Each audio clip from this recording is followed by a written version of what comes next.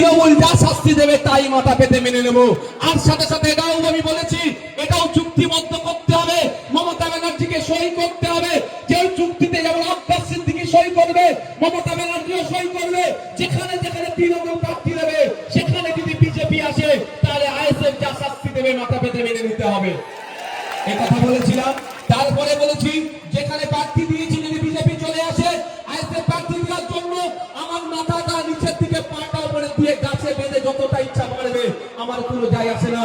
কিন্তু আর আমরাও দেখে নেব, যদি কোনো জায়গাতে এই চুক্তি করার পরে দেখেছি তৃণমূল ভোট দিয়ে বিজেপিকে নিয়ে এসছে, প্রার্থী দিয়ে বিজেপিকে নিয়ে আসছে, তাহলে তো কাঁচা কলসিতে তেল লাগিয়ে রাখতে হবে। এই কথা আমি বলেছি। তাহলে যখন আমার সাহস আছে, আমি কি বলছি, নওশাদ সিদ্দিকী আমার দলের প্রতিষ্ঠাতা পিতারা আব্বাস সিদ্দিকী কি বলেছেন, যে আমাদেরকে নির্দেশ দিয়েছে যদি আমরা কোন জায়গায় প্রার্থী দিয়ে যদি বিজেপি চলে আসে তাহলে তৃণমূলের বন্ধুরা নওশাদ সিদ্দিকীর পা দুটো উপর দিকে মাথাটা নিচের দিকে রেখে গাছে ঝুলিয়ে মারবে, কোনো অসুবিধা নেই। আর আমরা বলেছি যদি তোমাদের জায়গায় বিজেপি চলে আসে কাঁচা কলসিতে তেল লাগিয়ে ভয় খেয়ে গেছে। যদি আমরা বিজেপিকে আনার চেষ্টা করি তাহলে তোমরাই এই সুযোগ তো পিটাবে। এই কথাটাকে ভুল ব্যাখ্যা চাই, চুক্তি করার কথা। আমি কোনদিন মার্কেটের কথা কোনদিন বলেছি আর বলবো না।